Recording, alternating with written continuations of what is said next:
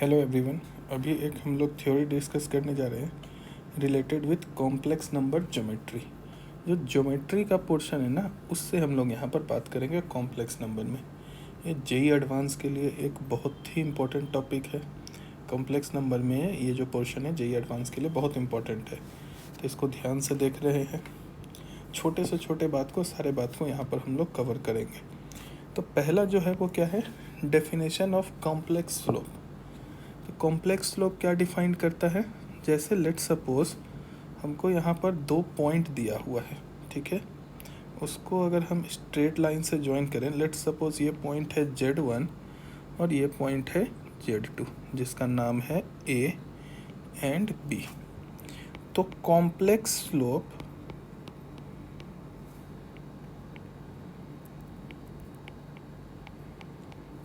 Of ए और B को join करने वाला जो लाइन है उसका कॉम्प्लेक्स स्लोप किस तरह से डिफाइंड है, Z2 minus Z1 divided bye Z2 conjugate minus Z1 conjugate. इस तरीके से ये कॉम्प्लेक्स स्लोप डिफाइंड है। तो अब यहाँ से देखो कि कोई भी 2 पॉइंट दिया रहेगा तो उसका कॉम्प्लेक्स स्लोप हम कैलकुलेट कर लेंगे। यहाँ पर एक छोटा सा बात अगर हम बताएं, it is different from real slope. जो रियल स्लोप का जैसे कि हम लोग बात करते हैं कोऑर्डिनेट एक्सिस ये सब के साथ में tan थीटा, इंक्लिनेशन का tan थीटा, वो ये नहीं है। कॉम्प्लेक्स स्लोप डिफाइंड क्या है, Z2 minus Z1 divided bye Z2 conjugate minus Z1 conjugate. तो अब जैसे कि यहाँ पर 2 लाइन अगर आपस में पैरेलल है, परपेंडिकुलर है, तो ये कॉम्प्लेक्स स्लोप के बीच में कैसा रिलेशन होगा उसको देखते हैं अभी हम लोग। अगर यहाँ पर देखो, if 2 lines are parallel then their complex slope are equal. जैसे अगर 2 लाइन आपस में पैरेलल है तो उनका कॉम्प्लेक्स स्लोप इक्वल होगा। यहाँ पर बात करते हैं, जैसे एक पॉइंट A, B, C और D। तो सबसे पहले यहाँ पर देखो AB को हम किस तरह से लिख सकते हैं। तो AB को अगर हम लिखें तो Z2 माइनस Z1। तो AB एक क्या है, Z2 माइनस Z1 एक वेक्टर की तरह रिप्रेजेंट कर सकते हैं। इस डायरेक्शन में अगर हम यूनिट वेक्टर लिखना चाहें तो यूनिट वेक्टर क्या लिखेंगे, उसके जो मैग्नीट्यूड है उससे डिवाइड कर देंगे Z2 माइनस Z1 का मॉड। सिमिलरली अगर हम यहाँ पर BA vector final minus initial, ठीक है, सॉरी AB वेक्टर ही है। उसी तरह से यहाँ पर अगर हम CD वेक्टर को लिखें और CD वेक्टर के डायरेक्शन में भी यूनिट वेक्टर अगर लिखना चाहें तो ये क्या आएगा, Z4 minus Z3 divided by mod of Z4 minus Z3। Since देखो ये दोनों लाइन आपस में पैरेलल है, तो इस दोनों के डायरेक्शन में जो यूनिट वेक्टर होगा वो दोनों आपस में इक्वल होगा। तो वही यहाँ पर इस दोनों क्वांटिटी को इक्वेट करते हैं। तो क्या मिल रहा है, Z2 minus Z1 divided by mod of Z2 minus Z1 is equal to Z4 minus Z3 divided by mod of Z4 minus Z3। तो यहाँ पर क्रॉस मल्टीप्लाई अगर हम कर ले तो Z2 minus Z1 divided by Z4 minus Z3 is equal to mod of Z2 minus Z1 divided by mod of Z4 minus Z3। ये जो क्वांटिटी है ये हमको तो रियल आ रहा है। देखो ये क्या है, ये एक डिस्टेंस का रिप्रेजेंट करता है, ये दूसरा डिस्टेंस है, तो 2 डिस्टेंस का जो रेशियो है वो तो मेरा रियल आएगा। तो यहाँ से हमको एक बात क्या पता चल रहा है, Z2 minus Z1 by Z4 minus Z3 is purely real. जैसे ही ये बात हमको पता चल गया कि ये प्योरली रियल है, दैट मीन्स उसको इसके कंजुगेट के साथ ऐड करने पर जो वैल्यू आएगा वो कंजुगेट दोनों इक्वल होगा। यानी Z2 माइनस Z1, देखो अगर Z मेरा क्या होता है, प्योरली रियल होता है तो हम बोलते हैं ना z equal to Z conjugate, वही बात हम यहाँ पर लगा रहे हैं।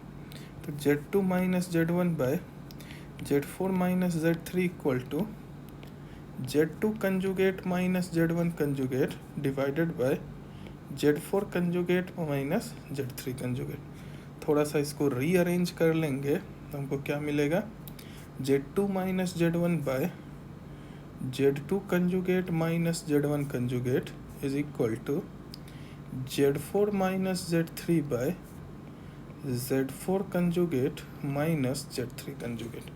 देखो तो ये चीज़ क्या है, complex slope of line A B, और दूसरा वाला क्या है, complex slope of line C D. तो यहाँ पर हम क्या बोल रहे हैं कि if lines are parallel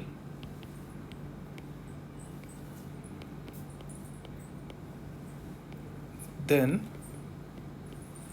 their complex slope are equal। Very important बात है ये चीज़, ठीक है। इस तरह से हम लोग पैरेलल का देख लिए। सेकंड बात करते हैं परपेंडिकुलर का। तो अगर देखो कि दो लाइन अगर आपस में परपेंडिकुलर है, if lines are perpendicular then sum of their complex slope zero, तो उसके कॉम्प्लेक्स स्लोप का सम ज़ीरो होगा। सेम वही चीज़ देखो, इस पॉइंट को ए और बी, इस पॉइंट को सी और डी पकड़ ले, तो ए बी के डायरेक्शन में अगर हम यूनिट वेक्टर लिखना चाहें तो ये क्या मिलेगा, z2 minus z1 bye mod of z2 minus z1। अब सी डी के डायरेक्शन में अगर हम यूनिट वेक्टर लिखना चाहें z4 minus z3 bye mod of z4 minus z3। तो ये देखो, ये यूनिट वेक्टर के डायरेक्शन को अगर हम 90 डिग्री रोटेट कर दें, अबाउट दिस 90 डिग्री रोटेट कर दें, तो क्या हमको इस डायरेक्शन में यूनिट वेक्टर मिलेगा क्या? ये दोनों आपस में परपेंडिकुलर लेकर कैलकुलेट कर रहे हैं। दैट मीन्स 90 डिग्री रोटेट करने का मतलब क्या है, अगर हम किसी कॉम्प्लेक्स वेक्टर को थीटा डिग्री रोटेट करते हैं तो हम क्या करते हैं, उसको e to the power i theta से मल्टीप्लाई कर देते हैं। तो हम यहाँ पर क्या कर रहे हैं, ए बी के यूनिट वेक्टर को 90 डिग्री रोटेट कर रहे हैं, तो हमको क्या मिल रहा है, सी डी का यूनिट वेक्टर। सेम कंसेप्ट को यहाँ पर लगा दिए तो देखो क्या मिल रहा है, z2 minus z1 divided by mod of z2 minus z1 e to the power i pi by 2 को हम क्या लिखेंगे, cos pi by 2 plus i sine pi by 2, ठीक है, is equal to z4 minus z3 divided by mod of z4 minus z3। cos pi by 2 का value कितना, 0, sign pi by 2 का value कितना, 1। ये वैल्यू को पुट करके थोड़ा सा रीअरेंज कर रहे हैं तो देखो हमको कुछ ऐसा दिख रहा है क्या, z2 minus z1 by z4 minus z3 is equal to mod of z2 minus z1 divided by mod of z4 minus z3, और ये वैल्यू तो हमको सिंप्लीफाई करके i बन रहा है डिवाइडेड बाय i।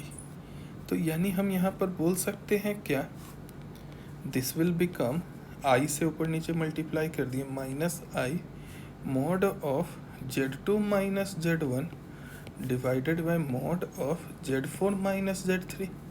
यहाँ पर देखो ये जो क्वांटिटी हम लिख रहे हैं, ये जो सारा जो क्वांटिटी है ये तो रियल है, उसको माइनस से मल्टीप्लाई किए तो हम कह सकते हैं क्या, i से मल्टीप्लाई होने के बाद ये चीज़ बन जाएगा प्योरली इमेजिनरी। तो जैसे ही ये क्वांटिटी प्योरली इमेजिनरी हो गया तो यहाँ से हमको क्या पता चल रहा है,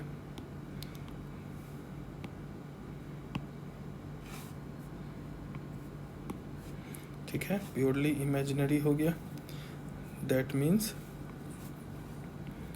z2 minus z1 by z4 minus z3 plus उसके कंजुगेट के साथ अगर मान लो कि जेड मेरा क्या है, जेड मेरा प्योरली इमेजिनरी है, तो हम यहाँ से लिख सकते हैं क्या, जेड प्लस जेड कंजुगेट का जो वैल्यू होगा ये मेरा क्या आएगा, जेड प्लस जेड कंजुगेट का जो वैल्यू आएगा वो मेरा 0 आएगा। तो वही चीज़ हम यहाँ पर कर रहे हैं। तो Z2 conjugate by Z1 conjugate divided by Z4 conjugate minus Z3 conjugate, this is equal to 0। ठीक है, क्रॉस मल्टीप्लाई करने का कोशिश कर रहे हैं।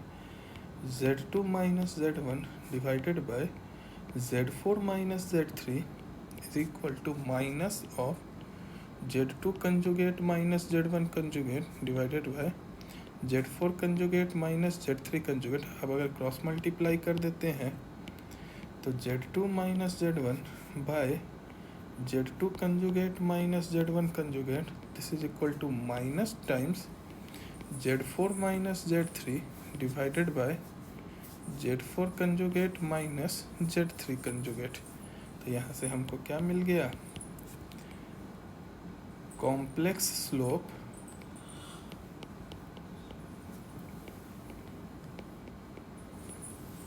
of AB is equal to minus